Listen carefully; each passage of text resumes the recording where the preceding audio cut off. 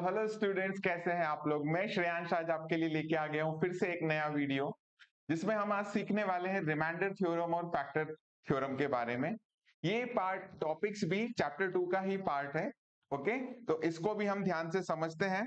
और इसको समझने से पहले हमको समझना होगा कि पॉलिनोमियल होते क्या है। वैसे तो हमने पहले की क्लासेस में भी पढ़ा है कि पॉलिनोमियल क्या होते हैं, लेकिन फिर से एक बार रिवाइज करना बहुत जरूरी है कि पॉलिनोमियल क्या होते हैं। अगर मैं सिंपल सी अपनी भाषा में बोलूं कि एक ऐसा एक्सप्रेशन जिसमें वेरिएबल्स की पावर होल नंबर्स हो, नेगेटिव ना हो, ठीक है, यानी कि इंटीजर पार्ट में ना चली जाए, जो कि नेगेटिव पार्ट में ना चली जाए, बाकी वो जीरो से लेकर के इनफाइनाइट तक चली जाए, कोई प्रॉब्लम नहीं है। लेकिन पहले हम एक बार एक प्रोफेशनल अप्रोच करते हैं इसकी डेफिनेशन के लिए, उसको समझते हैं, और उसके बाद ये जो हिंदी में हमने अपनी डेफिनेशन बोली है इसको हम हमेशा याद रखेंगे, ठीक है।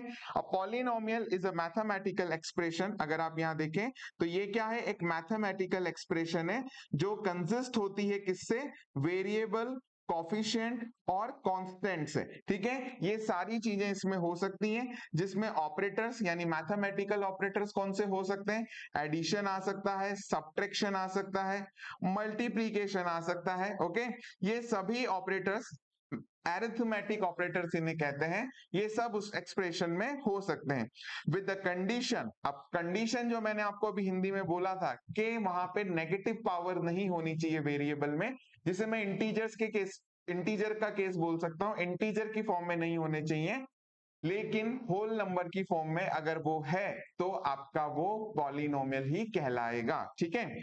तो with the condition that the exponent of variable, exponent किसका, वेरिएबल का, must be non negative integers. अब नॉन नेगेटिव इंटीजर्स में जब कह रहा हूं तो मैं उसे होल नंबर बोल दूं, कुछ गलत तो नहीं कह रहा हूं। जैसे ही मैं जीरो के लेफ्ट में जाऊंगा मैं नेगेटिव साइड जा रहा हूं, ठीक है, तो वो नॉन नेगेटिव इंटीजर्स मेरे किस तरफ आए, होल नंबर की तरफ आए, पॉजिटिव साइड आए। तो हम यहाँ पे नॉन नेगेटिव इंटीजर्स ना बोल करके अगर होल नंबर बोल रहे हैं तो हमारा कुछ भी नहीं बिगड़ने वाला है, हम बिल्कुल सही बात कर रहे हैं, ठीक है। तो हमने इसका एक एग्जाम्पल लिखना था, जहां मैंने लिखा इसका एग्जाम्पल हम खुद बनाएंगे, तो हम खुद बनाते हैं एक एग्जाम्पल इसका। जैसे मैंने यहां लिखा 2x cube plus 3x square plus 5x plus 9, तो ये मेरे पास में एक पॉलिनोमियल हो सकता है। आप ध्यान से देखो, मेरे पास में जो वेरिएबल है, जैसे कि 2 के साथ में जो x वेरिएबल है, क्या इस पे पावर नेगेटिव है, नहीं, इस पे पावर क्या है, 3, जो कि पॉजिटिव है। क्या मेरे पास x जो कि 3 के साथ वाला है उस पे पावर नेगेटिव है, नहीं, यहाँ पे भी मेरे पास पावर नेगेटिव नहीं है। अब मैं होल नंबर क्यों कह रहा हूं, अगर यहाँ कुछ भी नहीं है तो x की पावर क्या है, 0, और हमें पता है किसी की भी पावर अगर 0 हो तो वो क्या होगा, 1 होगा। तो 9 इंटू 1 आपको क्या मिलता है, 9, इसीलिए यहाँ पे सिर्फ क्या लिखा हुआ था, 9 लिखा हुआ था। ओके, तो इस तरीके की अगर हमें एक्सप्रेशन मिलती है तो हम उसे पॉलिनोमियल कह सकते हैं। लेकिन कब पॉलिनोमियल नहीं कहेंगे हम उसे, हम पॉलिनोमियल तब नहीं कहेंगे जब हमारे पास में वो क्या आ जाए, नेगेटिव फॉर्म में आ जाए। जैसे कि मुझे यहाँ इस तरीके से मिल जाए 2x की power -3, 3x square plus 5x plus 9, मैंने बिल्कुल वही एक्सप्रेशन लिखी है, बस यहाँ पे चेंज कहाँ कर दिया कि पावर अब मेरी क्या आ गई है, नेगेटिव आ गई है। तो जैसे ही मेरी पावर नेगेटिव हो जाएगी वो होल नंबर में काउंट नहीं होगी, वो एक नेगेटिव इंटीजर है, ठीक है। तो वो मेरे पास में पॉलिनोमियल नहीं है, तो ये वाला पार्ट पॉलिनोमियल कहलाएगा, ये वाला पार्ट मेरा पॉलिनोमियल नहीं कहलाएगा। एक एग्जांपल और ले लेते हैं। यहाँ तो हमने स्पेसिफिकली लिख दिया कि पावर नेगेटिव में है। फॉर एग्जाम्पल मुझे इस तरीके से मिल जाए, यहाँ पे अपॉन में मुझे मिल जाए ये प्लस 3x स्क्वायर, इतना सा लेते हैं, बाइनोमियल लेते हैं, ठीक है। अब मैं अगर यहाँ देखूं तो फटाफट से मुझे तो सभी पावर क्या लग रही है, पॉजिटिव लग रही है। लेकिन ये वाली जो पावर है, ये जो वेरिएबल है विद पावर 2, जब मैं इसे ऊपर शिफ्ट करूंगा 2 के साथ में, तो मेरे पास ये क्या हो जाएगा, माइनस में कन्वर्ट हो जाएगा। एक्सपोनेंट चैप्टर में हमने ये सीखा है। जिसको एक्सपोनेंट में डाउट है, मैंने उस पर भी एक वीडियो बनाया हुआ है, आप प्लीज वो वीडियो जाकर के देख सकते हैं। आपके जितने भी एक्सपोनेंट के डाउट थे वो सारे क्लियर हो जाएंगे उस वीडियो को देखने के बाद में। ओके, तो हमारे पास में फिर से यहाँ पावर क्या आ गई है, माइनस आ गई है। तो अब हम इसे क्या कर देते हैं, मना कर देते हैं कि आप जो है पॉलिनोमियल नहीं है, आप पॉलिनोमियल वाली कंपटीशन में मुंबई नहीं आ सकते हैं। ओके, चलिए नेक्स्ट हम बढ़ते हैं इसमें आगे, टाइप्स ऑफ पॉलिनोमियल। तो हमारे पास में कुछ टाइप्स है पॉलिनोमियल की, जैसे कि लीनियर पॉलिनोमियल है, क्वाड्रेटिक पॉलिनोमियल है, क्यूबिक पॉलिनोमियल है और बाई क्वाड्रेटिक पॉलिनोमियल है। ओके, तो हमारे पास में लीनियर पॉलिनोमियल कब होगा, तो सबसे पहले हम एक बात करते हैं डिग्री की। एक वर्ड होता है डिग्री, ठीक है, ये आपकी कॉलेज वाली डिग्री की बात नहीं हो रही है यहाँ पे। ओके, यहाँ पॉलिनोमियल की भी पावर होती है और उस पावर को, हाईएस्ट पावर को हम क्या कहते हैं, डिग्री कहते हैं। तो डिग्री का मतलब क्या है, हाईएस्ट पावर। पॉलिनोमियल में डिग्री का मतलब है क्या, हाईएस्ट पावर। अब जैसे मैंने एक पॉलिनोमियल यहाँ पे लिखा x+3। ओके, अब मुझे जल्दी से बताओ यहाँ पे x के ऊपर पावर कितनी है। अगर कुछ भी पावर नहीं लिखी है तो वो पावर हमेशा क्या है, 1 है। वो पावर क्या है वहां पे, 1 है। और पावर 1 के साथ जो भी हमें लिखा हुआ मिल रहा है पॉलिनोमियल, वो लीनियर पॉलिनोमियल है। पावर 1 के साथ ये वर्ड मैं एडिट करता हूं, डिग्री, जिसकी डिग्री 1 है वो मेरे पास में क्या कहलाएगा, लीनियर पॉलिनोमियल कहलाएगा। ओके, पावर 1 के साथ नहीं बोलना है, जिसकी डिग्री ही 1 है, यानी जिसकी हाईएस्ट पावर ही 1 है, वो हमारे पास में क्या कहलाएगा, लीनियर पॉलिनोमियल कहलाएगा। तो मेरे पास में ये x+3 क्या हो गया, लीनियर पॉलिनोमियल हो गया। अब हम आ जाते हैं क्वाड्रेटिक पॉलिनोमियल पे। ठीक है, तो क्वाड्रेटिक पॉलिनोमियल हमारा कुछ इस तरीके से हमको मिलने वाला है। अब अगर आप देखेंगे यहाँ पे तो हाईएस्ट पावर कितनी है, 2 है। ओके, हाईएस्ट पावर 2 है, यानी इस पॉलिनोमियल की डिग्री 2 है। तो जिस पॉलिनोमियल की डिग्री 2 होगी वो हमारे पास में क्या कहलाने वाला है, क्वाड्रेटिक पॉलिनोमियल कहलाने वाला है। ठीक है, इसी तरीके से जल्दी से हम आते हैं क्यूबिक पॉलिनोमियल पे, तो उसका भी एग्जाम्पल हम मन से लिख लेते हैं। 3x³ x² +2x+4, एक बड़ी सी एक्सप्रेशन मैंने लिख ली है, लेकिन हमारा ध्यान कहाँ होना चाहिए, हाईएस्ट पावर, जो कि क्या है, डिग्री है पॉलिनोमियल की। तो आप देखेंगे कि यहाँ पे मेरे पास में जो हाईएस्ट पावर है वो कितनी है, यहाँ पे 3 है। क्या है मेरे पास में हाईएस्ट पावर, ये 3 मेरी यहाँ पे हाईएस्ट पावर है। ओके, तो मेरे पास में ये कैसा पॉलिनोमियल हो गया है, ये मेरे पास में क्यूबिक पॉलिनोमियल हो गया है। ओके, इसके बाद मेरे पास में आता है बाई क्वाड्रेटिक पॉलिनोमियल। तो बाई क्वाड्रेटिक पॉलिनोमियल में आपके पास हाईएस्ट डिग्री जो है वो क्या हो जाएगी, 4 हो जाएगी। क्या हो जाएगी, 4 हो जाएगी। बाकी सब मैं एज इट इज लिख देता हूं फिलहाल के लिए, क्यूबिक पॉलिनोमियल का पार्ट। अगर आप यहां देखेंगे तो हाईएस्ट पावर आपके पास में क्या है, 4, यानी कि इसकी डिग्री कितनी है, 4। तो आपके पास में डिग्री अगर 4 है तो ये क्या हो गया, बाई क्वाड्रेटिक पॉलिनोमियल।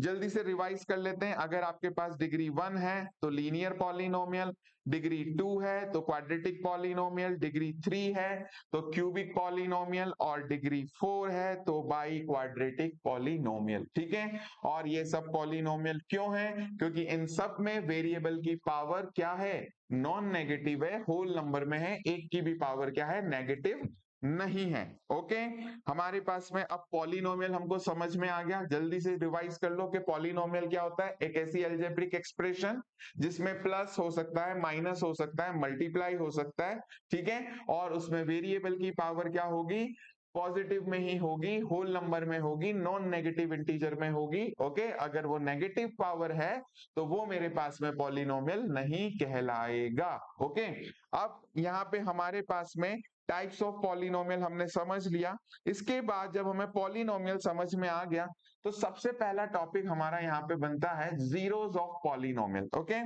तो जीरोस ऑफ पॉलिनोमियल हमारे पास में होता क्या है, इसको समझने से पहले हम एक बार ये चीज देखते हैं कि आपके पास में जब भी आप कोई वैल्यू रखते हो किसी पॉलिनोमियल में और वो वैल्यू रखने पे उस पॉलिनोमियल की वैल्यू अगर 0 हो जाए तो वो वैल्यू ही कहलाएगी जीरोस ऑफ पॉलिनोमियल। जैसे कि नाम पढ़ते ही हमें समझ में आ रहा है जीरोस ऑफ पॉलिनोमियल, पॉलिनोमियल का जीरो, यानी उस वैल्यू को रखने पे पॉलिनोमियल की वैल्यू क्या हो जाए, जीरो हो जाए। तो मेरे पास में वो पर्टिकुलर वैल्यू सॉरी जिसके रखने पे पॉलिनोमियल की वैल्यू जीरो हो गई, वही क्या है, जीरोस ऑफ पॉलिनोमियल। तो चलो समझते हैं, एक छोटे छोटे से एग्जांपल लिए हुए हमने यहाँ पे, क्वेश्चंस लिए हुए ना कि एग्जांपल्स।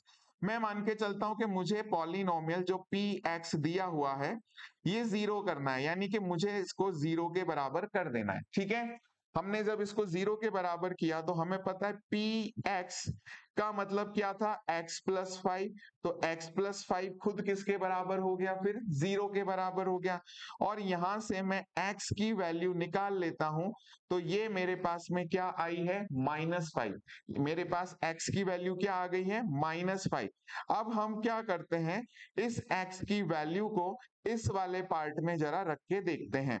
तो x प्लस 5 हमारे पास में पॉलिनोमियल था, x की वैल्यू -5 आई और +5 मेरे पास में था। जब हम इसे सॉल्व करते हैं तो हमें क्या मिलने वाला है, जीरो मिल गया। तो हमारे पास में zeros of polynomial, zero of P x, spelling देख लेना, थोड़ा सा गड़बड़ हो सकती है। जीरो ऑफ पी एक्स मेरे पास में क्या हो गया, -5 हो गया, ठीक है। सिंपल था। कैसा था, डेफिनेशन के अकॉर्डिंग जिस वैल्यू को रखने पे जीरो मिल रहा है वो क्या हो गया, जीरो ऑफ पॉलिनोमियल। और जो पॉलिनोमियल हमें लीनियर पॉलिनोमियल दिया गया है, तो उसको हम इजीली किसके बराबर रख दें, जीरो के बराबर। चलो एक और सॉल्व करते हैं जल्दी से। यहाँ पे फिर से मैंने पी एक्स को किसके बराबर कर दिया, जीरो के बराबर कर दिया। और पी एक्स का मतलब क्या है, x -5, जो कि किसके बराबर हो गया, जीरो के बराबर। और x की वैल्यू मेरे पास में कितनी निकल के आ गई है, 5 निकल के आ गई है, ठीक है। अब इसी वैल्यू को हम क्या करते हैं, इस पॉलिनोमियल में पुट करते हैं। तो हमारे पास था x -5, ओके, और x की वैल्यू कितनी है, 5 है।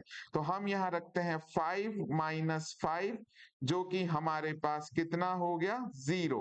तो हम फिर से लिख देंगे जीरो ऑफ दिस पॉलिनोमियल, जो कि px ही हमने रखा हुआ है, क्या हो गया हमारे पास में, प्लस में 5 हो गया, ठीक है। यहाँ पे zero of polynomial px is 5, ऐसे मुझे लिखना है, ठीक है, मैं लिख ही देता हूं। जीरो ऑफ पॉलिनोमियल, पहले भी मैंने ऐसे ही लिखना था, zero of polynomial px is क्या है, +5 है। तो पहले वाले में मुझे मिला -5, इस वाले में मुझे क्या मिल गया, +5। नेक्स्ट आपका जो हो जाता है पॉलिनोमियल, उसे भी हम क्या करते हैं, जीरो फाइंड करने के लिए उसे भी किसके बराबर कर देते हैं, जीरो के बराबर कर देते हैं। तो सिंपल सा हो गया, 3x -2 किसके बराबर आ गया, जीरो के बराबर आ गया। यहाँ पे 3x को यहीं रखते हैं और 2 को उस तरफ ले जाते हैं, तो वो क्या हो गया हमारे पास में, +2 हो गया। इसके बाद हमारे पास हो गया x is equal to 2/3, okay. अब ये वैल्यू आप जब उस पॉलिनोमियल में रखने वाले हैं तो आपको क्या मिल जाना चाहिए, जीरो मिल जाना चाहिए। तो मैं यहाँ लिखता हूं 3x -2, और x की जगह हमने रखा क्या, 2/3 -2, 3 से 3 कैंसिल, और 2 - 2 आपके पास में क्या हो गया है, एक मिनट, 2 - 2 आपके पास हो गया है क्या, जीरो। तो आपके पास यहाँ पे इस पॉलिनोमियल का जीरो क्या आ गया है, मैं इसे यहाँ पे इस तरीके से शेड कर देता हूं या सेलेक्ट कर देता हूं येलो वाले इंक से, ओके। तो ये x 2/3, यानी वैल्यू ऑफ पॉलिनोमियल एट 2/3 आपको क्या मिलने वाला है, जीरो मिलने वाला है, ओके। ये लास्ट वाला एक और हम कर लेते हैं जल्दी से। यहाँ पे हमारे पास px, फिर से हमने जीरो लेना है, और अब मेरे पास में 3x किसके बराबर हो गया, जीरो के बराबर हो गया। तो x इज इक्वल टू ये क्या हुआ, 0/3। तो मेरे पास में x की वैल्यू कितनी आ गई है, जीरो आ गई है। तो ये तो हमारे पास में और भी आसान हो चुका है कि जब आप इस पॉलिनोमियल में x की जगह जीरो रखते हैं तो मेरे को क्या मिलने वाला है, जीरो ही मिलने वाला है। ये तो देख के भी हम बता देने वाले थे, ओके। तो इस तरीके से हम जीरोस ऑफ पॉलिनोमियल निकालते हैं। अब जब हमने जीरो ऑफ पॉलिनोमियल निकालना सीख लिया, तो अब आगे हमें जितने भी क्वेश्चंस मिलने वाले हैं उसमें हमको काफी काफी काफी ज्यादा क्या मिलने वाली है, मदद मिलने वाली है। कैसे, चलो दिखाते हैं। नेक्स्ट स्लाइड पे आते हैं। नेक्स्ट स्लाइड है हमारे पास में, show that 1, 2 and 3 are zeros of f x. ठीक है, तो हमारे पास में एक पॉलिनोमियल दिया हुआ है एफ एक्स, हमको बताना है कि 1 है और 2 है, और ये कॉमा थोड़ा सा मैं बड़ा कर देता हूं, 1 है, 2 है और 3 है। जब आप ये वैल्यूज इसमें रखते हैं तो ये क्या जीरो हो जाती हैं, और अगर जीरो हो जाती हैं तो ये सब इसके क्या हैं, जीरोस हैं। ओके, चलिए जल्दी से स्टार्ट करते हैं। हम यहां लिखते हैं केस 1 या फर्स्ट केस, जिसमें हम x को क्या लेके चल रहे हैं, 1 के बराबर। तो हमारे पास जो पॉलिनोमियल है एफ एक्स, वहां पे x की जगह हम क्या रखने वाले हैं, 1 रखेंगे। ओके, क्योंकि x की वैल्यू क्या है, 1, तो जहां जहां आपको x मिल रहा है वहां हम क्या रखने वाले हैं, 1 रखने वाले हैं।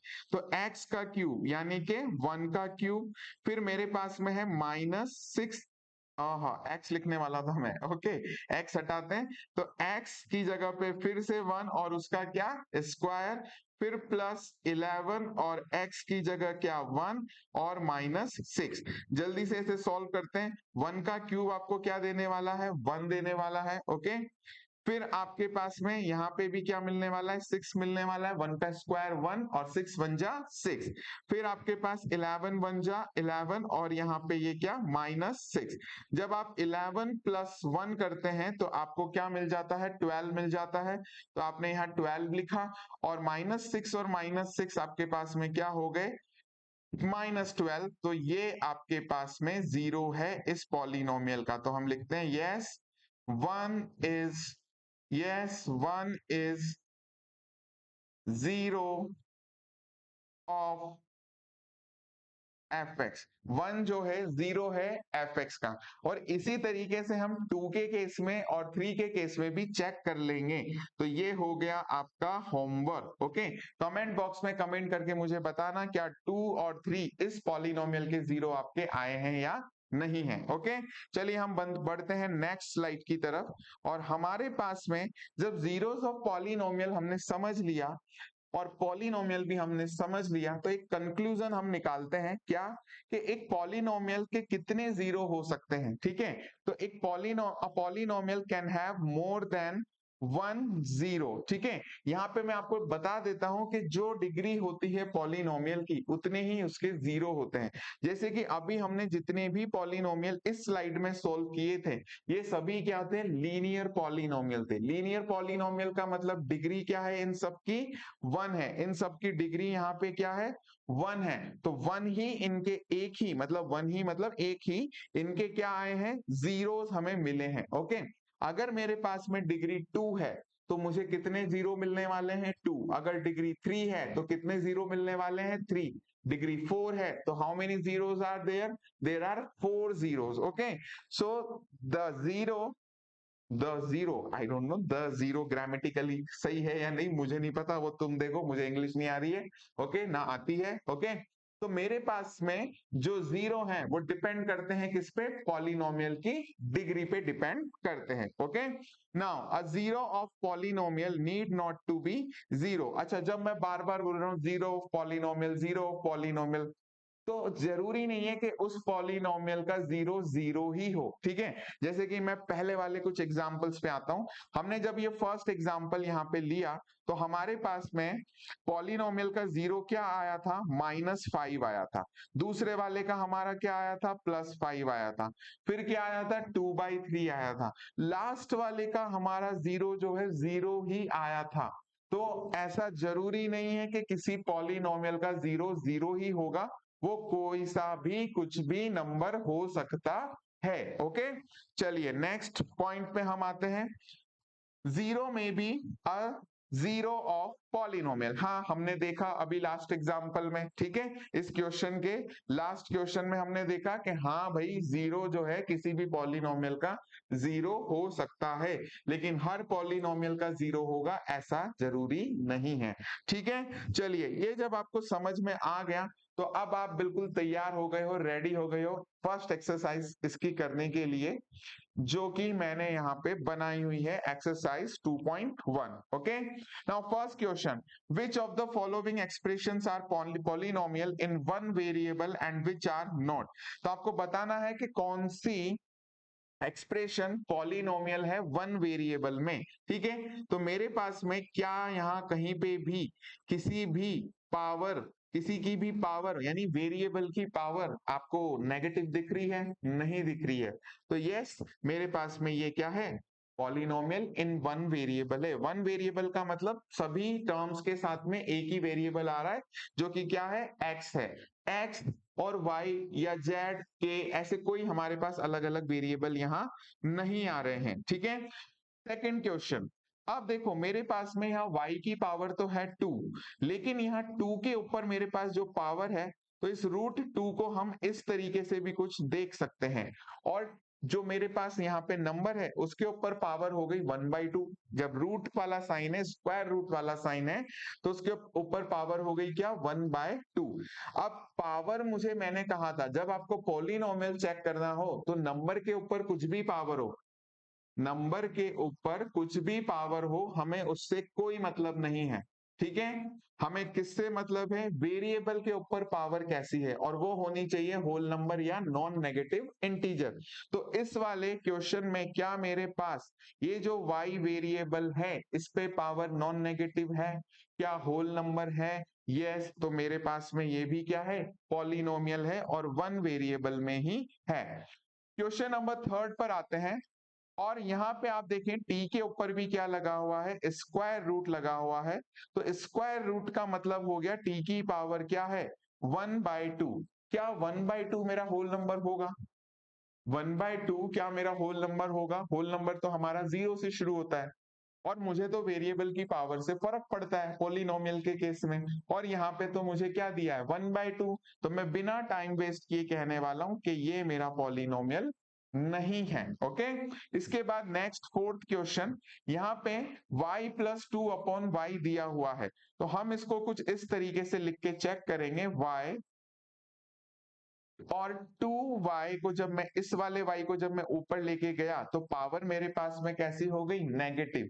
तो बिना ज्यादा डिस्कशन किए हम कहने वाले हैं भैया आप पॉलिनोमियल नहीं हो। ओके, नेक्स्ट हमारे पास में इसका क्वेश्चन पे ज्यादा हमको ध्यान देना है। इसने सिर्फ पॉलिनोमियल नहीं पूछा, इसने इन वन वेरिएबल पूछा है, पॉलिनोमियल इन वन वेरिएबल। तो मेरे पास में यहाँ पे ये एक से ज्यादा वेरिएबल हैं, तो उस केस में मेरा ये आंसर नहीं होगा। ओके, तो हमारे पास में फर्स्ट और सेकंड पॉलिनोमियल है, थर्ड फोर्थ और फिफ्थ हमारा आंसर नहीं कहलाने वाला है। ओके, इसके बाद हम आते हैं, right the coefficient of x square in each of the following. आपको कोफिशिएंट लिखना है एक्स स्क्वायर का। ठीक है, कोफिशिएंट किसका लिखना है, एक्स स्क्वायर का। एक इसमें यहाँ पे मैं आपको मंत्र दे देता हूँ, कोफिशिएंट वाले केस में जब भी आपसे वो पूछे एक्स स्क्वायर का कॉफिशिएंट, एक्स का कॉफिशिएंट या एक्स क्यूब का कॉफिशिएंट, आपसे जिसका कॉफिशिएंट पूछ रहा है सबसे पहले आप उस पूरी एक्सप्रेशन में, उस पूरी एल्जेब्रिक एक्सप्रेशन में आप उस टर्म पे ही पहुंच जाएं डायरेक्ट, जहां पे वो जो आपसे पूछा गया है वो लिखा हो, जैसे एक्स स्क्वायर या एक्स क्यूब। अब यहाँ पे मुझसे पूछा गया है क्या, एक्स स्क्वायर का कॉफिशिएंट, तो मैं सीधे जंप कर गया हूं यहाँ पे सेकंड टर्म पे। ठीक है, जहां एक्स स्क्वायर लिखा हुआ है। अब मैं देखता हूं यार एक्स स्क्वायर के साथ में इस पूरी टर्म में एक्स स्क्वायर के साथ में क्या लिखा हुआ है, कुछ भी नहीं लिखा हुआ। कुछ भी नहीं लिखा हुआ तो मेरे पास में यहाँ क्या है, 1 तो होता ही है। ठीक है, 1 है, तो एक्स स्क्वायर का कॉफिशिएंट मेरे पास में यहाँ पे क्या हो गया है, 1 हो गया है, और 1 ही मेरा क्या है, आंसर है।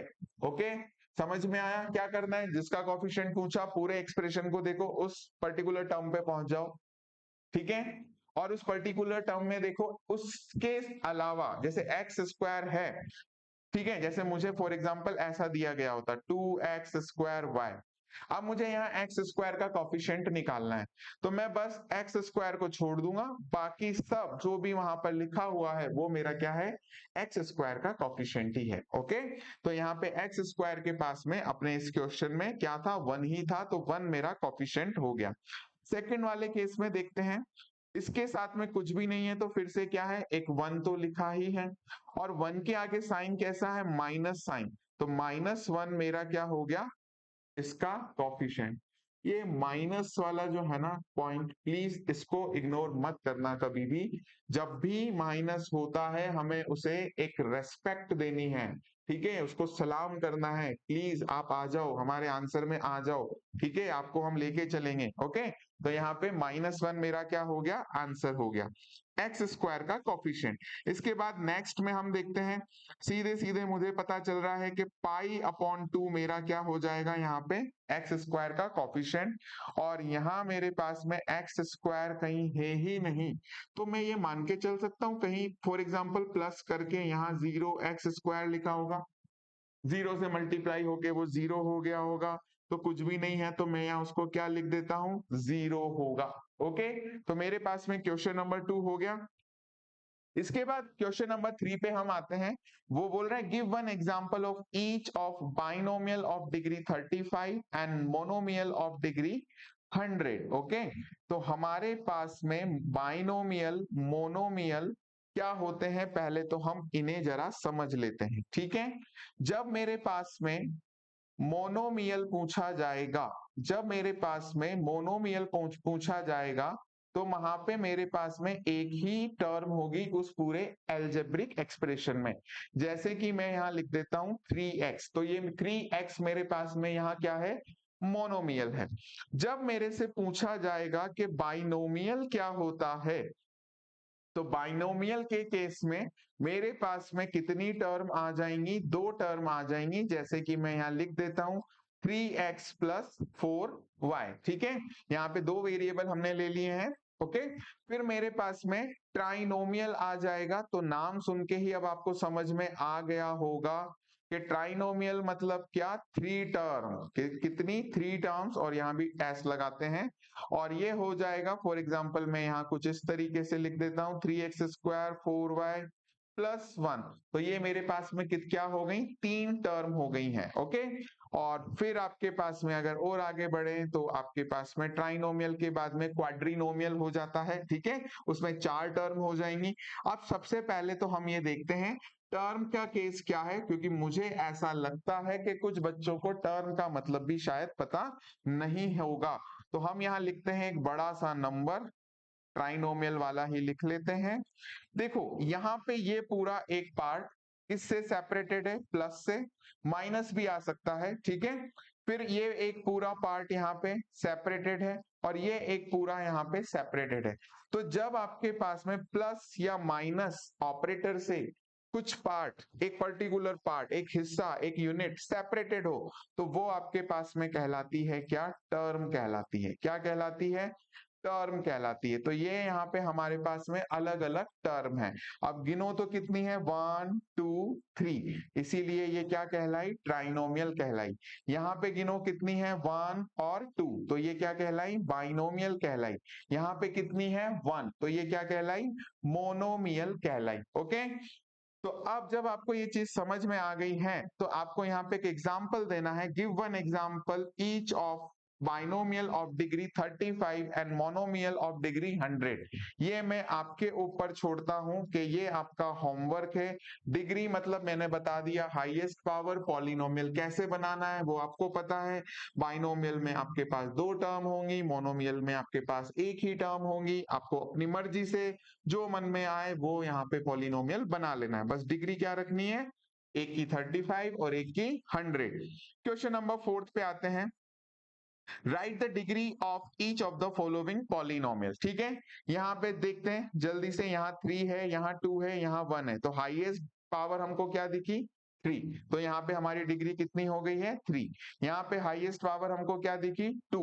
ओके, और यहाँ पे हमारे पास में t के ऊपर कुछ भी पावर नहीं है, तो वो क्या है, वो क्या है, वो क्या है, 1 है। ओके, तो हमारे पास इस पॉलिनोमियल की डिग्री क्या हो गई है, 1। अब आप बोलेंगे सर यहाँ तो कैसे बताएं, ओके, तो कुछ भी जरूरत नहीं है बताने की, यहाँ आपके पास में क्या हो गई, 0। क्यों, यहाँ आ जाओ साइड में, जल्दी से साइड में आओ। यहाँ देखते हैं, अगर मुझे ऐसे लिखा होगा तभी तो ये नंबर कुछ ऐसा रहा होगा और फाइनल ऐसा आया होगा। तो जब मेरे पास हाईएस्ट डिग्री यानी कि 0 रही होगी, तभी तो मुझे 3 मिला होगा। तो इसकी डिग्री क्या हो गई? 0 हो गई। ओके, चलिए जल्दी से क्वेश्चन नंबर 5 की ओर बढ़ते हैं। Classify the following as a linear, quadratic and cubic polynomial. एक आंख बंद करके भी कर दोगे ये क्वेश्चन तुम? ऐसे तो इलॉजिकल बात है, एक आंख क्यों बंद करूंगा? ठीक है, दोनों आंख से जब दिख रहा है तो। ओके, चलो शुरू करते हैं। इसमें हाईएस्ट डिग्री देखनी है। क्या देखना है? सिर्फ डिग्री, और डिग्री मतलब हाईएस्ट पावर। ओके, कितनी है इसमें? फर्स्ट वाले में डिग्री 2, तो मैं यहाँ शॉर्ट में लिखता जाऊंगा क्वाड। ये हो गया क्वाड्रेटिक। यहाँ पे डिग्री कितनी है? 3, तो ये आपके पास में क्या हो गया? क्यूबिक। क्या हो गया? क्यूबिक। फिर यहाँ डिग्री कितनी है?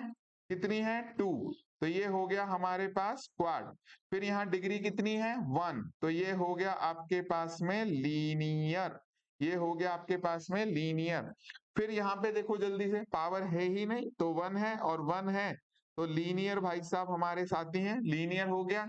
फिर यहाँ पे कितनी है? 2, तो ये मेरे पास में क्या हो गया? क्वाड हो गया। यहाँ पे कितनी है? 3, तो ये क्या हो गया मेरे पास में? क्यूबिक हो गया। ओके, आई होप आप सबको ये सारा कुछ समझ में आ चुका होगा। ओके, जल्दी से अब हम हमारे मेन पार्ट पे आते हैं, जिसके लिए हमने ये वीडियो शुरू किया था, रिमाइंडर थ्योरम और फैक्टर थ्योरम पे। ओके, तो इट्स सिग्निफिकेंस, हमारे पास जब रिमाइंडर थ्योरम बनाई गई तो बनाई क्यों? भाई उससे पहले भी तो काम चल ही रहा होगा। रिमाइंडर थ्योरम और ये फैक्टर थ्योरम जो मैथ्स में इन्होंने जबरदस्ती हम बच्चों के ऊपर, यानी तुम बच्चों के ऊपर बोझ बना के डाल दी, तो कुछ तो फायदा दिया होगा ताकि ये बोझ ना लगे। तो उसमें हम डिस्कस करने वाले हैं क्या? इसका सिग्निफिकेंस। सबसे पहले इसका सिग्निफिकेंस क्या है? अगर आप क्लास 8th में जाएं तो आप कुछ ऐसा डिवीजन करते थे, कुछ ऐसा डिवीजन करते थे। ठीक है, मैं यहाँ पे कुछ लिख देता हूँ, कुछ भी लिख देता हूँ, कुछ ऐसा सा हम करते थे। ठीक है, और कुछ कुछ कुछ कुछ आखिरी में हमारे पास बच के आ भी जाता था कई बार, तो उसे हम कह देते थे प्यार से रिमाइंडर। क्या कह देते थे उसे हम? रिमाइंडर। पर याद करो वो दिन जब तुम्हें ये लॉन्ग डिवीजन सिखाया गया था, तो तुम्हें कितना बुरा लगा होगा कि यार ये क्या निकाल के दे दिया। एक रिमाइंडर और क्वोशंट निकालने के लिए हमको ये सारा काम करना पड़ रहा है। अब रिमाइंडर थ्योरम आपको हेल्प करने वाली है, वो कहने वाली है कि बेटा ये वाला तो अब तुझे करने की जरूरत नहीं है। ठीक है, लॉन्ग डिवीजन तुझे करने की जरूरत नहीं है, ऐसे मिनटों में तू निकाल के देगा मुझे reminder, with the help of क्या? Remainder theorem. तो जल्दी से हम यहाँ कर देते हैं सफाई पेज पे और समझते हैं कि रिमाइंडर थ्योरम एक्चुअली में हमको क्या क्या कहने वाली है। ओके, इसके कुछ फायदे भी हैं और कुछ लिमिटेशंस भी हैं। पहले फायदे समझ लेते हैं। Its significance lies that it enable us to find remainder, ये हमको रिमाइंडर फाइंड करने में हेल्प करती है, without actually following that cumbersome, cumbersome मतलब वो भारी भरकम प्रोसेस ऑफ किसका? लॉन्ग डिवीजन का, वो अब हमको करने की जरूरत नहीं पड़ेगी। ओके, और जब आपको ये समझ में आ जाती है रिमाइंडर थ्योरम, तो ये फैक्टर थ्योरम को भी समझने में आपको क्या करने वाली है? हेल्प करने वाली है। तो आपको रिमाइंडर थ्योरम बहुत ध्यान से समझनी है। अगर आपको ये समझ में आ गई तो फैक्टर थ्योरम तो ऑटोमेटिकली समझ में आ गई। इसीलिए यहाँ पे लिखा हुआ है it leads to another well known theorem, और वो थ्योरम क्या है हमारे पास में? फैक्टर थ्योरम है। ओके, लिमिटेशन क्या है? लिमिटेशन क्या है? It can be applied only when the divisor polynomial, divisor polynomial क्या? ये यहाँ पे जो पॉलिनोमियल रहता था हमारा, ये डिविजर पॉलिनोमियल, ये क्या हो? इसकी डिग्री क्या हो? 1 हो। ओके, तो हमारे लिए कोई बड़ी बात नहीं है, हमारे पास में वो डिग्री को 1 करना हम सीख जाएंगे। ठीक है, वैसे तो हमें लीनियर फॉर्म में ही मिलने वाले हैं डिविजर पॉलिनोमियल, पर फॉर एग्जांपल अगर हमें क्वाड्रेटिक फॉर्म में मिले तो हम उसके क्या निकालेंगे? रूट्स निकालेंगे, स्प्लिटिंग मिडिल टर्म मेथड से। वो सब बात की बातें हैं। फिलहाल हम एक क्वेश्चन लेते हैं और अपने टेंशन को करते हैं खत्म कि ये सब क्या होने वाला है। ठीक है, तो हमारे पास में क्वेश्चन आ गया है, फाइंड द रिमाइंडर व्हेन, ये एक पॉलिनोमियल दिया हुआ है और इस पॉलिनोमियल को हम डिवाइड करने वाले हैं किससे? x+1 से। तो इस तरह के क्वेश्चन में थोड़ा सा हम इसको सजा लेते हैं। ठीक है, अच्छे से लिख लेते हैं। लिखते हैं let f x is equal to, एक पॉलिनोमियल को लिखने का ये तरीका है, x square plus 2x plus 1 and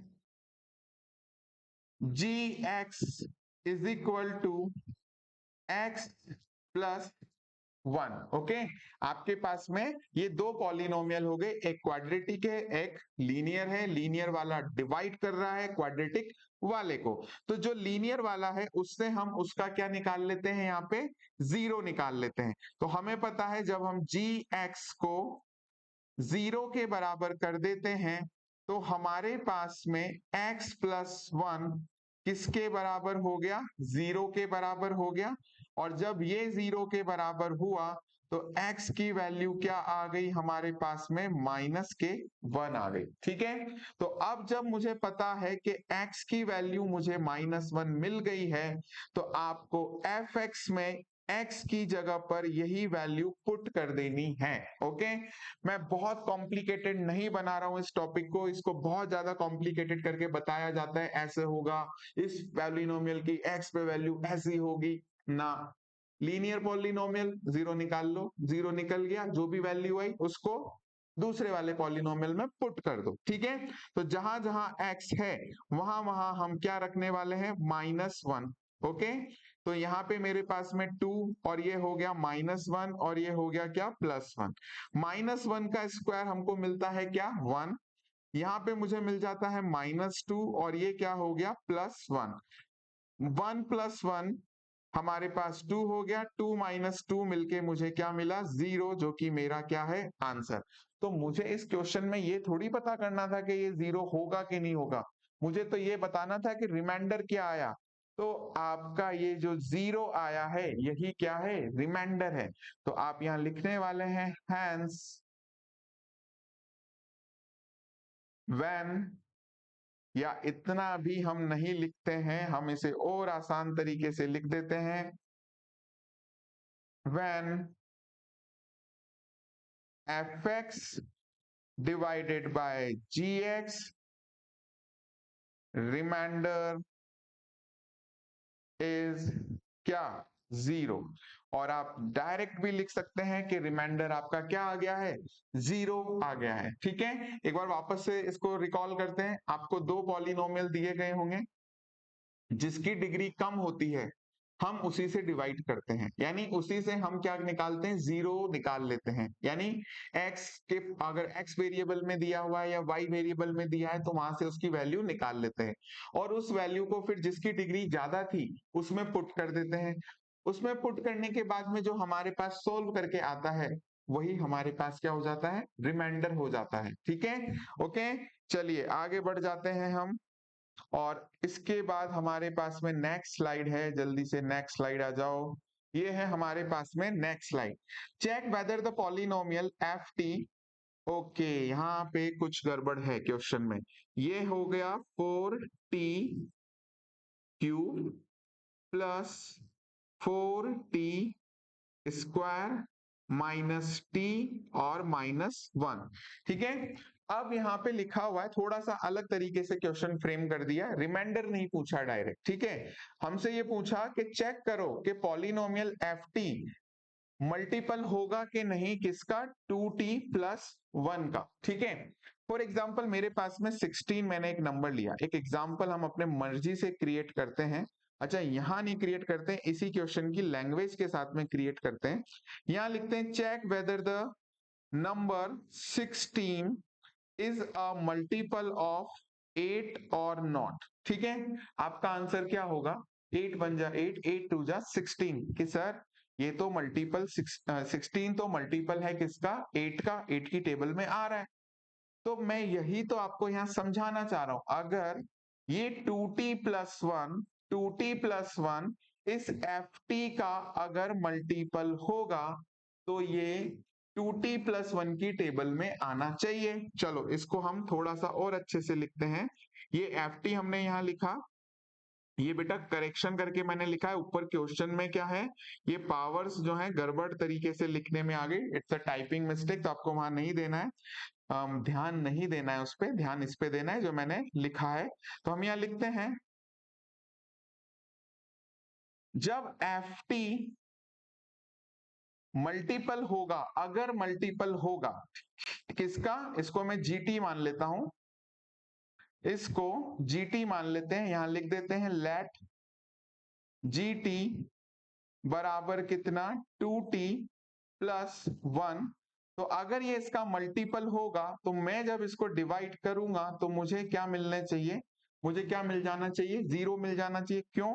क्योंकि अभी अभी हमने समझा अगर 16 8 से मैं डिवाइड कर रहा हूं तो मुझे क्या मिल जा रहा है, 0 मिल जा रहा है। तो इसी तरीके से जब मैं जीटी का टेबल बोलूं तो एफ टी डिवाइड हो जाना चाहिए, और जब पूरी तरीके से डिवाइड हो जाए तो मुझे क्या मिल जाना चाहिए, 0 मिल जाना चाहिए। तो अगर मल्टीपल है तो हमारा रिमाइंडर क्या आना चाहिए, 0। अब बहुत ज्यादा घुमा देने के बाद में एक लाइन से हम इसे कंक्लूड करते हैं, जब भी आपसे मल्टीपल पूछे आपका रिमाइंडर 0 आना चाहिए। अगर 0 आ गया तो यस मल्टीपल है, नहीं आया तो नहीं है। ओके, जल्दी से हम यहाँ पे स्टार्ट करते हैं question.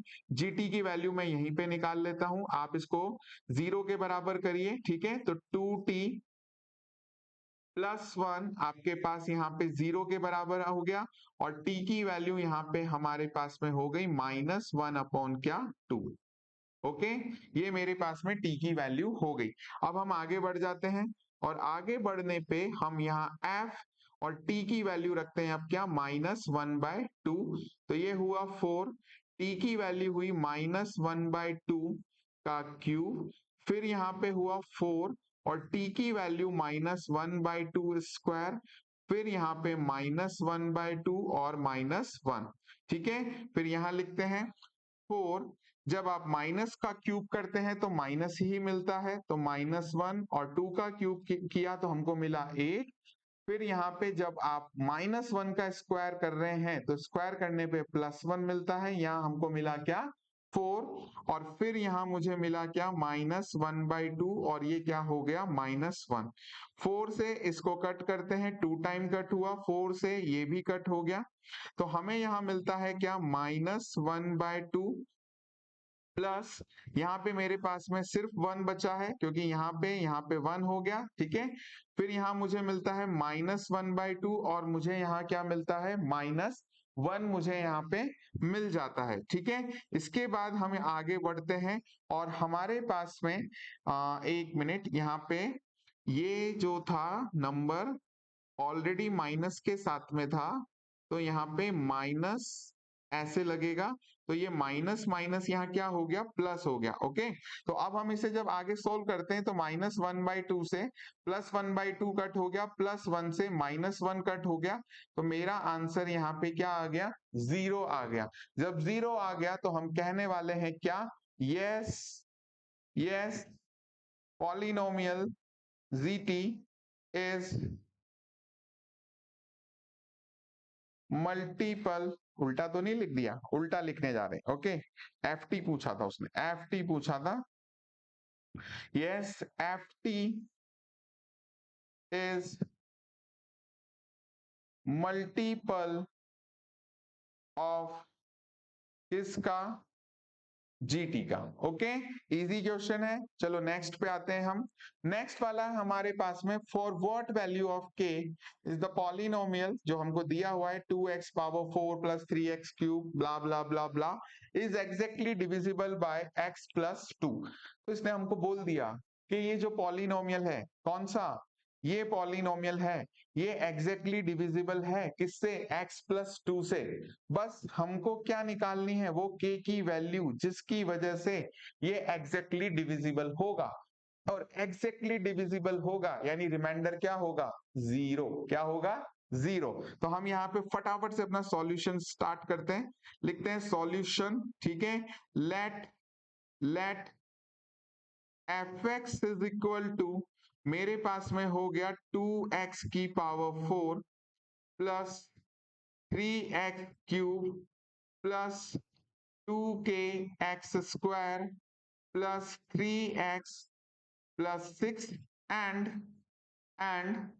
gx is equal to क्या, x प्लस 2 और जी एक्स से ही हम x की वैल्यू निकाल लेते हैं, जो अब मैं डायरेक्ट लिखने वाला हूं क्या, -2। हम सीख चुके हैं x प्लस 2 को 0 के बराबर करेंगे, वहां से x की वैल्यू क्या आ जाएगी, -2 आ जाएगी। तो अब हम क्या निकालने वाले हैं, fx पॉलिनोमियल की वैल्यू एट 2 पे। तो हम यहाँ जहां जहां x है वहां वहां क्या रखने वाले हैं, 2 रखने वाले हैं। तो ये पावर 4, ये 3, ये 2, ये क्यूब, फिर यहाँ पे 2k और यहाँ पे स्क्वायर प्लस 3 और यहाँ पे 2 और प्लस 6। और अब मैं एक यहाँ पे नई चीज करने वाला हूं, वो क्या, 0। क्या लिख दिया मैंने, 0। क्यों लिखा, क्यों लिखा, जल्दी से बताओ क्यों लिखा मैंने 0 यहाँ पे। भाई जरूरी हो गया था लिखना, बहुत जरूरी हो गया था। क्यों, क्योंकि जब मैं यहाँ पे, अच्छा मुझे इंक बदलनी पड़ेगी, मैं ब्लैक इंक लेता हूं। मैं जब यहाँ पे इस पॉलिनोमियल की वैल्यू इस पे निकाल रहा हूं, अच्छा सब जगह -2 लिखना है भैया, -2 ब्लैक से ही लिख देता हूं, -2, ज्यादा एक्साइटमेंट हो गया, हाँ माइनस लिखना भूल गया, ओके। तो मैं जब इस पॉलिनोमियल की वैल्यू -2 पे कैलकुलेट करूंगा तो मुझे 0 मिलना चाहिए। क्यों, क्योंकि वो बोल रहे हैं भाई साहब क्वेश्चन में ही कि ये क्या है, एग्जैक्टली डिविजिबल है, किससे, x प्लस 2 से। डिविजिबल कौन है, ये भाई साहब। तो जब एग्जैक्टली डिविजिबल है तो रिमाइंडर क्या होगा, 0। और जब मैं ये वैल्यू यहाँ पुट करता हूं तो क्या निकालता हूँ, रिमाइंडर निकालता हूं। तो रिमाइंडर मेरा किसके बराबर आ जाना चाहिए, 0 के बराबर आना चाहिए। तो इसीलिए इज इक्वल टू मैंने यहाँ क्या लगाया है, 0 लगाया है। चलो आगे इसको सॉल्व करते हैं। 2 इंटू 2 की पावर 4 हमारे पास में हो गया क्या, 16। ओके, उसके बाद हमारे पास में नेगेटिव में आने वाला है यहाँ पे, ओके, 2 की पावर 3 यानी कि -8 और -8 इंटू 3 यानी -24। फिर हमारे पास में पावर 2 है तो पॉजिटिव में आएगा। जब भी माइनस में नंबर हो और उसकी पावर इवन हो तो आपका वो मल्टीप्लाई करके पॉजिटिव ही रहता है।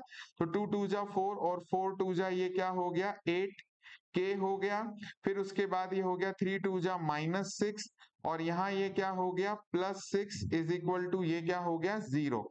फिर हमारे पास हो गया 16 2 जा क्या, 32 और ये हो गया -24 +8k।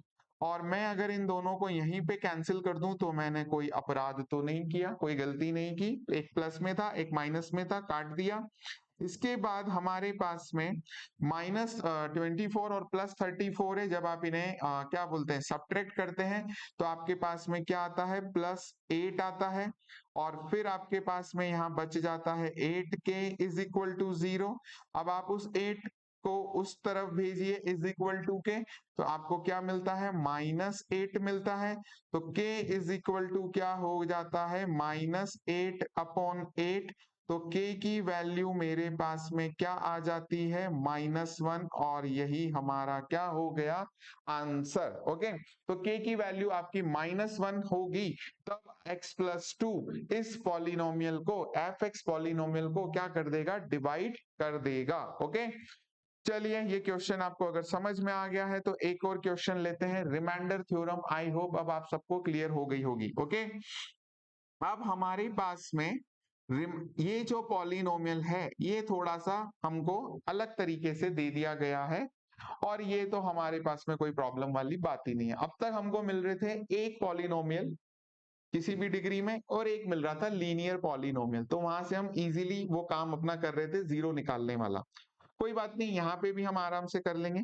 तो सबसे पहले हमारे पास में सॉल्यूशन लिखते हैं। fx हमको दिया हुआ है, वो है क्या, 2x की power 4 minus 6x³ plus 3x² plus 3x -2। और इसको हम मान लेते हैं gx के बराबर, और यहां लिख लेते हैं let gx is equal to x² -3x और +2। अब जब मुझे क्वाड्रेटिक इक्वेशन मिली है तो मैं क्या करूंगा बेटा, यहाँ पे मुझे निकालने पड़ेंगे इनके, इसी से निकालने पड़ेंगी x की वैल्यूज, और दो वैल्यूज निकल के आएंगी क्योंकि डिग्री क्या है, 2 है। तो इस पर्टिकुलर पॉलिनोमियल के भी कितने रूट्स निकल के आएंगे, कितने जीरो निकल के आएंगे, 2 निकल के आएंगे। और हम यहाँ पे यूज करने वाले हैं splitting the middle term method, ठीक है। तो यहाँ पे जब हम splitting the middle term method use करते हैं तो मैं इसी के नीचे से कंटिन्यू कर लेता हूं, ठीक है। तो मैं यहाँ पे लिखता हूँ एक्स स्क्वायर। मुझे दो फैक्टर ऐसे चाहिए जिन्हें मैं मल्टीप्लाई करूं तो मुझे 2 मिल जाए, और जिन्हें मैं प्लस या माइनस करूं तो मुझे क्या मिल जाए, यहाँ पे माइनस में 3 मिल जाए, ठीक है। तो मुझे माइनस का 3 चाहिए, ओके। तो हम क्या कर सकते हैं, -2 इंटू 1, सॉरी प्लस, एक मिनट में मल्टीप्लाई लिख गया, मुझे यहाँ पे साइन चेंज करना पड़ेगा, ओके। तो मैं यहाँ पे -2 और -1 में लिख सकता हूं, तो मेरे पास में ये क्या हो जाएगा, -3 हो जाएगा, ठीक है। अब इन्हीं नंबर्स को मल्टीप्लाई करके मुझे क्या मिल रहा है, +2 मिल रहा है क्या, चेक करते हैं। तो -2 और -1 मुझे क्या दे रहे हैं, +2 दे रहे हैं। तो ये फैक्टर्स मेरे एकदम परफेक्ट है, ठीक है। तो मैं यहाँ पे लिखता हूं क्या, -2x और -1x +2। आगे सॉल्व करते हैं तो हमारे पास में इन दो की पेयरिंग हम कर देते हैं, और ये हो गया आपके पास में -1x और -2। देखो जब बीच में यहाँ माइनस होता है और उसके बाद आप ब्रैकेट लगाने वाले होते हैं तो अंदर का साइन भी चेंज करना है, अगर प्लस है तो माइनस, माइनस है तो प्लस कर देना है। यहाँ से आप x कॉमन लीजिए तो आपके पास बच जाता है x -2। यहाँ पे कुछ भी कॉमन नहीं आ रहा है तो 1 कॉमन लीजिए, तो यहाँ हो गया x -2। तो आपके पास एक तो हो गया x -2 और एक यहाँ आ जाएगा x -1। मैं ये मान के चल रहा हूं कि स्प्लिटिंग द मिडिल टर्म सबको आता होगा, इसलिए मैं यहाँ पे तेजी से करते चले जा रहा हूं। अब यहाँ से मैं क्या करने वाला हूं, x की वैल्यू निकालने वाला हूं। देखो मैं इस वाले पार्ट को 0 के इक्वल करूंगा, मैं जब इस वाले पार्ट को 0 के इक्वल करूंगा तो मुझे x की वैल्यू कितने मिलने वाली है, 2। और मैं जब इस वाले पार्ट को 0 के इक्वल करूंगा तो मुझे x की वैल्यू मिलने वाली है क्या, 1।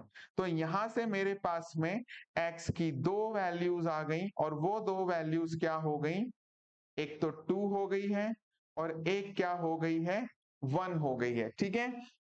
अब हमको ये बताना है कि ये जो fx है इस gx से डिविजिबल है। तो एक बार तो वैल्यू हम 2 रख के चेक करेंगे तो 0 आना चाहिए, और एक बार हम फिर से 1 रख के चेक करेंगे तो भी 0 आना चाहिए। अगर दोनों बार रखने पे 0 आ गया तो हम कह देंगे yes, fx is divisible bye क्या, gx, ठीक है। तो मैं अब इसको थोड़ा सा यहाँ पे क्लियर कर देता हूं क्योंकि मेरे पास उतना स्पेस है नहीं। तो यहां से हम इसको हटाते हैं और इसको भी हटा देते हैं, और यहाँ लिख लेते हैं कि हमारे पास यहां से x की दो वैल्यू आई हैं, जो कि क्या है, एक तो है 2 और एक क्या है मेरे पास में, एक बार वापस चेक कर लेते हैं, 2 और 1 है। तो x की वैल्यू मेरे पास में 2 और दो बार x जैसा इज इक्वल टू बना दिया, x की वैल्यू 2 एंड 1, ठीक है। तो अब सबसे पहले हम क्या करते हैं, f और यहाँ पे क्या रख के चेक करते हैं, 2, ओके। तो यहां से जाते हैं इज इक्वल टू 2 x की पावर 4 यानी 2 की पावर 4 -6 x की पावर 3 यानी 2 की पावर 3, यहां से देखते हुए चलना है क्वेश्चन को, ठीक है, +3 x की पावर 2, अच्छा मैं x ही लिख गया, ओके, चेंज करते हैं, ओके। तो यहाँ पे x 3x² यानी 2 की पावर 2, फिर 3, फिर यहाँ हो गया 2 और ये क्या हो गया, -2। सॉल्व करते हैं जल्दी से, यहाँ पे हो गया 2 × 16, फिर यहाँ हो गया 6 × 8, फिर यहाँ हो गया 3 × 4, फिर यहाँ हो जाएगा 6 और -2, 16 2 जा 32, 6 8 जा 48, 3 4 जा 12, +6 और -2। जल्दी से हम यहाँ पे बोर्ड मास लगा लेते हैं, ठीक है। -48 और -2 मिलके हमें मिल जाता है क्या, 50 मिल जाता है। उसके बाद 32 और 2 हो जाता है कितना, 34 प्लस 10 34, और 34 और 6 हो 44 और 6 हो जाता है क्या, 50, वो भी प्लस के। तो हमारे पास यहाँ पे 0 हो गया है। एफ की वैल्यू 2 रखने पे, एफ एक्स की वैल्यू 2 रखने पे क्या हो गई है, 0। अब यही चीज हमें कब मिल जानी चाहिए, 1 रखने पे। तो चलो उसके लिए चेक करते हैं, जल्दी से इसी प्रोसेस को फॉलो करते हैं। 2 1 power 4 6 1 power 3 plus 3 1 power 2 plus 3 1, और यहाँ क्या हो गया, माइनस में 2। तो ये यहाँ पे 2 आ जाएगा, यहाँ 6 आ जाएगा, यहाँ 3 आ जाएगा, और यहाँ पे प्लस 3, और यहाँ पे माइनस 2 आ जाएगा। जल्दी से प्लस प्लस वाले नंबर्स को ऐड कर लेते हैं हम। 2 और 3 हुए 5, 5 और 3 हुए 8। अब माइनस वालों को ऐड करते हैं, तो वहां पे हुआ -8, तो हमारे पास में आ गया क्या, 0। जब दोनों पे ही हमारी वैल्यू 0 आई है, तो हम कहेंगे yes, f x is divisible by, मैंने पहले ब्रैकेट क्यों लगा दिया, f x is divisible by what, g x. यही हमारा क्या हो गया, फाइनल आंसर हो गया। ठीक है, तो यहाँ पे हम रिमाइंडर थ्योरम को खत्म करते हैं। रिमाइंडर थ्योरम में इसी तरीके के आपको क्वेश्चन मिलते हैं। जब आप इन्हें प्रैक्टिस कर लेंगे तो इसके अलावा इसी कंसेप्ट पे आपको क्वेश्चंस मिलने वाले हैं, आप कहीं भी नहीं अटकेंगे। ओके, अब जब रिमाइंडर थ्योरम आ गई है तो फैक्टर थ्योरम को समझते हैं। If polynomial f x is divided by polynomial g x, ठीक है, ये समझ में नहीं आ रहा तो हम इसको अदर वर्ड्स में समझते हैं, हमारी भाषा में समझते हैं। that if we are getting remainder 0 on dividing, ठीक है, we can say that fx is a gx। हमारे पास कोई पॉलिनोमियल था fx और कोई पॉलिनोमियल था gx। ठीक है, हमारे पास कोई पॉलिनोमियल है fx, कोई और दूसरा पॉलिनोमियल है gx। जब fx को मैं डिवाइड करता हूं जब मैं fx को डिवाइड करता हूं gx से, तो मेरे पास में अगर 0 आ रहा है तो वो फैक्टर है। क्यों, मैं बोलता हूं आपके पास में 8 को आप डिवाइड कर दो 2 से, क्या आ रहा है आपके पास में, जब रिमाइंडर की बात करेंगे, मैं क्वोशिएंट की बात नहीं कर रहा हूं, तो आपके पास रिमाइंडर क्या आ रहा है, 0 आ रहा है। ठीक है, तो हम कह सकते हैं कि हाँ ये फैक्टर है। ओके, तो आपके पास में जो रिमाइंडर थ्योरम में आपने सीखा, क्या रिमाइंडर निकालना, वही काम यहाँ पे करना है, रिमाइंडर निकालने का। बट ध्यान रखना है कि अगर 0 आया तो हम बोलेंगे फैक्टर है, और अगर 0 नहीं आया तो फैक्टर नहीं है। मैं रिपीट कर देता हूं, रिमाइंडर थ्योरम वाला ही पूरा काम हम यहाँ करेंगे। अगर आपका रिमाइंडर 0 आता है तो फैक्टर है, और रिमाइंडर अगर 0 नहीं आता है तो फैक्टर नहीं है। क्लियर है? ओके, इसका सिग्निफिकेंस भी सेम ही है जो हमारी रिमाइंडर थ्योरम का था। हमें वो लंबा चौड़ा लॉन्ग डिवीजन करके चेक करने की जरूरत नहीं पड़ती है। ठीक है, जल्दी से हम आगे बढ़ते हैं बिना टाइम वेस्ट किए। रिमाइंडर थ्योरम समझ में आ गई है, अब हम यहाँ पे आ जाते हैं हमारे फैक्टर्स के लिए। ठीक है, तो हमको शो करना है कि p-1 is a factor of p की पावर 10-1, एंड ऑल्सो हमको इसके लिए भी चेक करना है और इसके लिए भी चेक करना है। तो आसान सी बात है हमारे लिए, हम सबसे पहले इसके मान लेते हैं क्या, gx। ठीक है, हम यहाँ लिखते हैं let gx is equal to p-1। तो यहां से p की वैल्यू हमारे पास में आ गई है क्या, 1। इन सबको भी अगर हम माने kx मान लेते हैं इसको, तो p की पावर 10-1 एंड इसको mx मान लेते हैं। ये आप कैसे भी मान सकते हो, बस ये ध्यान रखना। अच्छा, मैं एक गलती कर रहा हूँ, फ्लो में बहुत तेजी से जा रहा था और एक गलती करता जा रहा था। यहाँ जो है ये x नहीं आएगा, जो वेरिएबल होता है उसी पे तो हम वैल्यू कैलकुलेट करते हैं। तो यहाँ पे क्या आएगा, p, यहाँ पे भी क्या आएगा, p, और यहाँ पे भी क्या आएगा, p आएगा। सही टाइम पे ध्यान आ गया, नहीं तो करके निकल जाते और कमेंट्स में पड़ती गालियां। ओके, तो मेरे पास में mp हो गया p की पावर 11 क्या, -1। ओके, अब जब मुझे p की वैल्यू 1 मिल चुकी है तो हम kp पे काम करते हैं। ठीक है, तो पहले हम लेते हैं kp को, और वहां पे हम रखते हैं p की जगह पे 1 और उसकी पावर 10 माइनस 1। मुझे पता है 1 की पावर 10 हो, 1000 हो, करोड़ हो, मिलियंस हो, अगर पॉजिटिव में पावर है तो आंसर क्या है, 1 ही है। और जब आंसर 1 ही है तो ये माइनस 1 और मेरे पास में ये क्या हो गया, 0। यानी कि यहाँ तो ये फैक्टर है। ओके, तो हम लिख देंगे GP, GP is factor of KP. Okay, अब हम चेक करते हैं इसी तरीके से, ये 3 डंडे और एल वाई, इसका मतलब होता है सिमिलरली। सिमिलरली हम चेक करते हैं किस पे, एम पी में, और एम पी में मैं रख देता हूं पी की जगह पे क्या, 1, और वो है मेरे पास P11 माइनस 1। हम सबको अब आंसर पता है क्या, कि वो भी क्या होने वाला है, 1 माइनस 1 और क्या, 0। तो फिर से हम लिख देंगे GP is factor of MP. अच्छा, मध्य प्रदेश, एमपी। ओके, ये एमपी हमने यहाँ इस तरीके से लिख दिया। ओके, तो मैं इतनी देर से जो आपको समझाने की कोशिश कर रहा हूँ कि हम अक्सर कंफ्यूज होते हैं कि यार रिमाइंडर थ्योरम और फैक्टर थ्योरम एक जैसे ही दिख रहे हैं, तो दो थ्योरम है क्यों।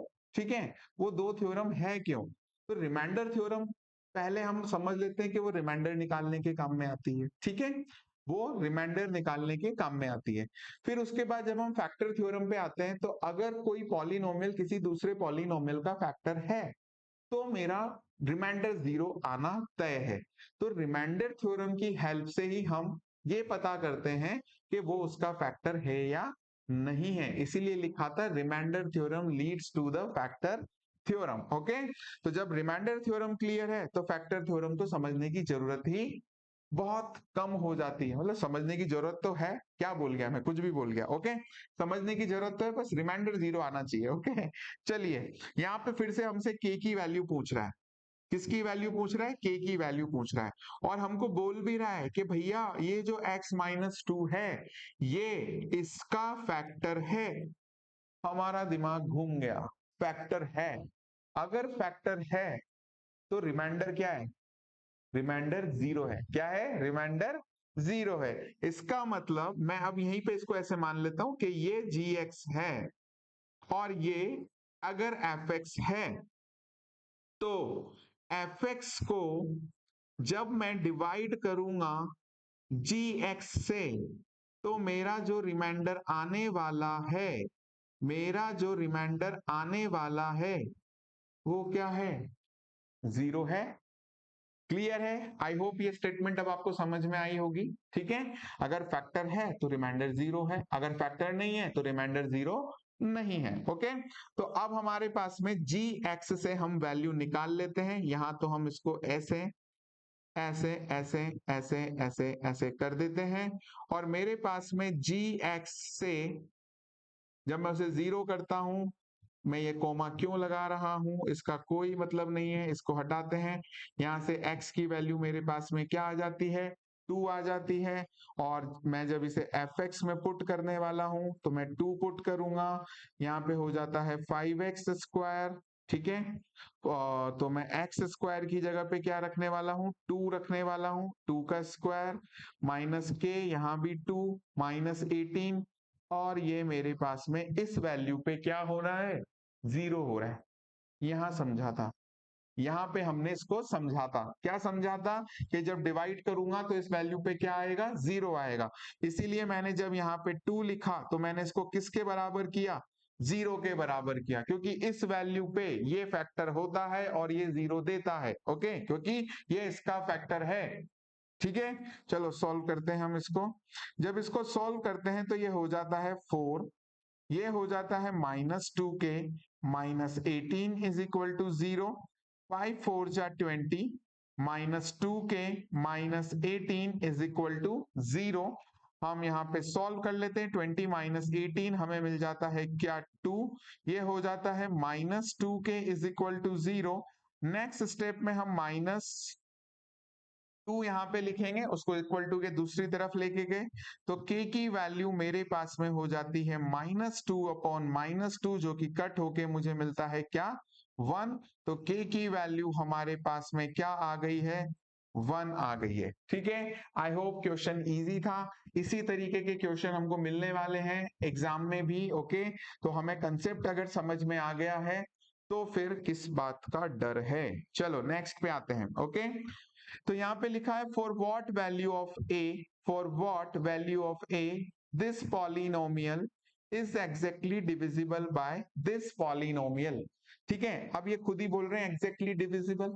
एग्जैक्टली डिविजिबल मतलब जीरो। ठीक है, यानी कि ये 2x माइनस 1 इसका फैक्टर है, और फैक्टर है तो भैया हमारे पास अभी अभी हम सीख के आए हैं कि ये क्या देगा, रिमाइंडर जीरो देगा।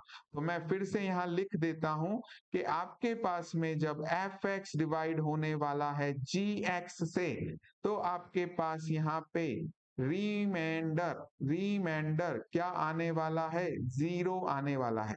ओके, तो अब वही काम हम कर देते हैं। आपके पास में यहाँ से जी एक्स की वैल्यू से हम एक्स की वैल्यू निकाल लेते हैं। तो वो जब आप जीरो के बराबर कर देते हैं तो आपके पास यहाँ से, चलो मैं लिख देता हूं इसको इस बार, 2x माइनस 1 जीरो हुआ, और x की वैल्यू क्या हो गई आपके पास में 1/2 हो गई। ओके, अब जब आप यहाँ आते हैं एफ एक्स पे, इस की वैल्यू पे, तो यहाँ रखते हैं 1/2, और जहां जहां आप x है इस पॉलिनोमियल में, वहां वहां आप क्या रख दीजिए, q।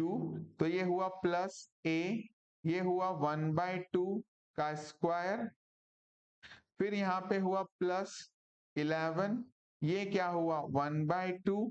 ओके, फिर यहाँ पे ये हुआ a, और ये हुआ प्लस 3, और ये क्या हो गया जीरो। ठीक है, क्योंकि इस पे ये एग्जैक्टली डिविजिबल है, यहाँ क्वेश्चन में दिया हुआ है। ओके, सॉल्व करना शुरू करते हैं जल्दी से। तो यहाँ पे हुआ 2 into 1/8 plus a multiply by 1/4, फिर यहाँ हुआ प्लस 11/2, फिर यहाँ प्लस a, और ये इक्वल टू किस खुशी में मैंने लगा दिया। ओके, यहाँ पे हुआ मेरे पास में प्लस 3 इज इक्वल टू 0। 2 से यहाँ कट करते हैं तो ये हो गया 4। ठीक है, इसके बाद मेरे पास यहाँ हो जाता है 1/4, फिर ये हो जाता है a/4, 11/2 plus a plus 3 is equal to 0। हम यहाँ पे एलसीएम ले लेते हैं। ठीक है, यहाँ इनके नीचे कुछ नहीं है तो 1 आप लगा लीजिए। जब आप इनका एलसीएम लेते हो तो 4 एलसीएम आपको मिलता है। यहाँ आ जाएगा 1, यहाँ आ जाएगा a, यहाँ आ जाएगा 22, और यहाँ आ जाएगा 4a, और यहाँ पे आ जाएगा क्या 12 इज इक्वल टू 0। इस 4 को फिर हम इधर ले जाएंगे तो ये क्या हो जाएगा, 0 हो जाएगा। ठीक है, तो मैं उस पार्ट को लिख नहीं रहा हूं, वो अंडरस्टूड होना चाहिए। 4a और एक और a मिलके आपके पास यहाँ क्या आ गया 5a, फिर 22 प्लस 1 23, 23 और 2 यहाँ से 25, प्लस आपके पास में हो गया 35 इज इक्वल टू 0। अब हम 35 को दूसरी साइड ले जाते हैं तो हमारे पास में हो जाता है वो माइनस में 35, और यहाँ अब हम स्पेस क्रिएट करते हैं तो a इज इक्वल टू -35/5, जिसे आप कट करते हैं तो a की वैल्यू आपको मिलती है क्या -7, और वही तो हमें कैलकुलेट करना था। ठीक है, तो फैक्टर थ्योरम कुछ इस तरीके से काम करती है, जिसमें रिमाइंडर थ्योरम का ही बहुत बड़ा रोल है। चलो एक और क्वेश्चन पे बढ़ते हैं। अब इस तरीके के क्वेश्चन हमें देखने में लगते हैं खतरनाक। पहले तो ये यहाँ पे कुछ एरर दे रहा है पावर पॉइंट, जिसे मैं छुपा देता हूं अपने इससे, अपनी शक्तियों से मैंने इसको छुपा दिया यहाँ पे। ठीक है, अब नहीं दिख रहा होगा कि ये माइक्रोसॉफ्ट पावर पॉइंट वाला मेरी गलती पकड़ रहा है, और मैं इसकी गलती, ये वो इसने मेरी गलती पकड़ी है, मैं उसे ऐसे छुपा देता हूँ, नहीं करी है मैंने गलती। ठीक है, अंडरलाइन कर रखा है। Okay, using factor theorem, factor theorem use करते हुए हमको बताना है कि ये x प्लस a, जिसे मैं gx मान लेता हूं, फैक्टर है किसका, इसका, जिसे मैं fx मान लेता हूं। जब मैंने इसे gx मान लिया, जब मैंने इसे gx मान लिया, अपना मान लिया, तो मैं यहां से क्या करता हूं, a की वैल्यू निकालता हूं, जो कि क्या है -a। ठीक है, अब fx में हम ये वैल्यू क्या करते हैं, पुट करते हैं, तो fx की जगह -a, और यहाँ पे x की जगह पे -a की पावर क्या n, और यहाँ पे भी a की पावर n। अब तक इजी है। ठीक है। अब ये जो यहाँ पे -a⁴ n है, क्या मैं इसे कुछ ऐसे लिख सकता हूं? क्या मैं ऐसा कुछ लिख सकता हूं?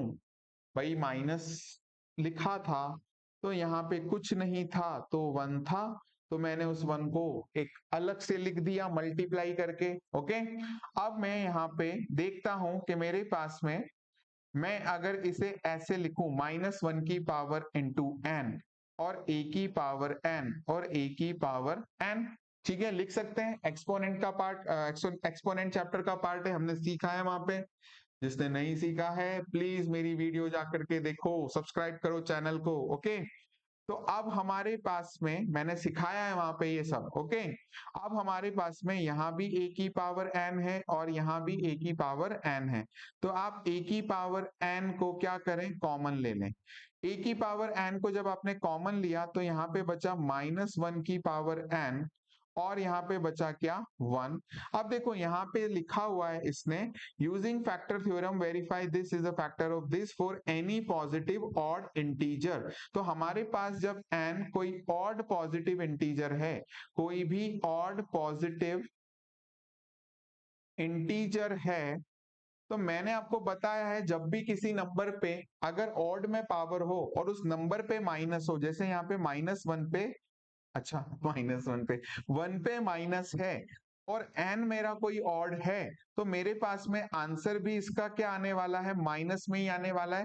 यानी कि n मेरा कुछ भी हो, 3 हो सकता है, 5 हो सकता है, 7 हो सकता है, ऑड ही होगा। जब मैं 1 को उतने टाइम मल्टीप्लाई करूंगा तो माइनस, अगर 1 माइनस इसके साथ में है तो माइनस रहेगा। ओके, तो मेरे पास में -1 और +1 मिलके क्या बनाते हैं, 0 0। और जब मैं इसे सॉल्व करूंगा तो मुझे क्या मिल रहा है, यहाँ पे 0, तो 0 मिल रहा है, मतलब फैक्टर है। तो हम यहाँ लिखते हैं hence hence gx is factor of gx is factor of fx, हमने माना था, तो ये fx। ठीक है, आई होप अब तक आपको सब कुछ आसान लग रहा होगा। अगर यही कंसेप्ट आपके क्लियर हो जाते हैं तो रिमाइंडर थ्योरम और फैक्टर थ्योरम आपके लिए बिल्कुल इजी है। ओके, चलिए एक नेक्स्ट स्लाइड और देखते हैं, और क्या हमारे पास उसमें क्वेश्चन है। तो ये हुआ आप लोगों के लिए सरप्राइज, यहाँ पे कोई क्वेश्चन नहीं है, यानी कि हमारा chapter complete, remainder and factor theorem अब हम सीख चुके हैं। अब जितने भी क्वेश्चन हमारे आएंगे वो हमें क्या लगेंगे, आसान लगेंगे। ओके, और इस डायनासोर की तरह हाँ, हम उन्हें क्या करेंगे, भाग के खा जाएंगे। क्या करेंगे, खा जाएंगे। चलिए, थैंक यू। प्लीज मेरे चैनल को सब्सक्राइब करें, वीडियो को लाइक करें और शेयर करना ना भूलें। Thank you.